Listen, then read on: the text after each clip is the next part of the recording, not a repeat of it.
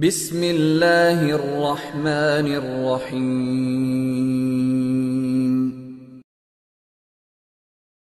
اللہ تعالیٰ کبھی آزمائش کے لیے اس کے رزق میں تنگی کرتا ہے تو وہ شکوہ کرتا ہے کہ میرے پروردگار نے میری اہانت کی، میری توہین کی، میری بے عزتی کی، یعنی چاہیے تو یہ تھا کہ مجھے بہت کچھ ملتا، لیکن معاذ اللہ تعالیٰ نے میری بے عزتی کر کے مجھے بہت کم دیا، شکوہ کرتا ہے۔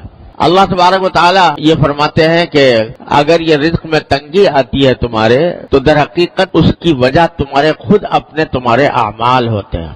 رزق میں تنگی کے دو مطلب ہیں، ایک مطلب تو یہ ہے کہ آمدنی کم ہو اور اتنی کم ہو کہ اس میں گزارا نہ ہو سکتا ہو یا کم ہوتا، بہت ہی تنگی کے ساتھ گزارا ہوتا ہو، یہ بھی رزق کی تنگی کی ایک شکل ہے۔ اور دوسری رزق کی تنگی کی شکل یہ ہے کہ آمدنی دیکھنے میں تو بہت ہے لیکن برکت نہیں ہے، اور اس کا نتیجہ یہ ہے کہ ساری آمدنی ہونے کے باوجود آدمی ہر وقت کسی نہ کسی الجھن میں گرفتار ہے۔ اور آج کل یہ صورت بہت کثرت سے پیش آتی ہے، اچھے خاصے مالدار لوگوں کو جن کی آمدنیاں بہت زیادہ ہیں ان کو بھی یہ شکوہ کرتے سنا کہ پتہ نہیں کہاں سے پیسہ آتا ہے کہاں چلا جاتا ہے۔ اور نتیجہ یہ کہ پیسے کا اصل فائدہ تو یہ تھا کہ انسان کو راحت ملتی، انسان کو آرام ملتا، اطمینان سکون حاصل ہوتا، لیکن بجائے آرام اور اطمینان حاصل ہونے کے اس سے پریشانیوں میں اضافہ ہو رہا ہے۔ یہ ہے بے برکتی، آمدنی تو ہے مگر برکت والی نہیں ہے۔ اللہ تبارک و تعالیٰ جب برکت عطا فرماتے ہیں تو تھوڑی آمدنی میں انسان کو سکون آرام مل جاتا ہے، راحت میسر آ جاتی ہے۔ اور اللہ بچائے اگر بے برکتی ہو تو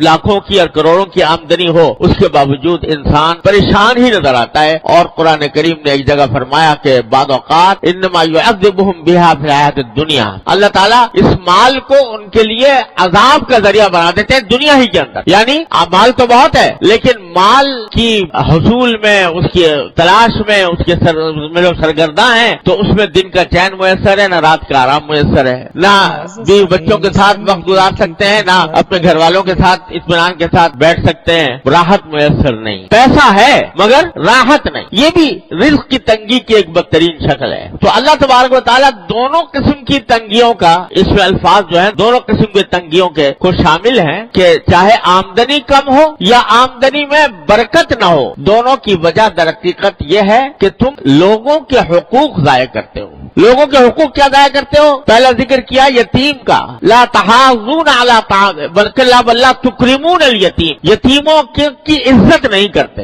یہ نہیں کہا کہ یتیموں کو کھانا نہیں کھلاتے بلکہ عزت نہیں کرتے۔ مطلب یہ کہ اول تو یتیموں کی دیکھ بھال میں تمہاری کمی ہے، اور اگر کبھی کوئی کرتا بھی ہے تو اس کا جیسا اکرام ہونا چاہیے، جیسی عزت ہونی چاہیے، اس قسم کی عزت اس کو نہیں دیتے ہیں۔ ولا تحاضون علی طعام المسکین، دوسرے لوگوں کو بھی کوئی ترغیب نہیں دیتے کہ تم مسکینوں کو کھانا کھلاؤ، مسکینوں کے حاجتوں کو پورا کرو۔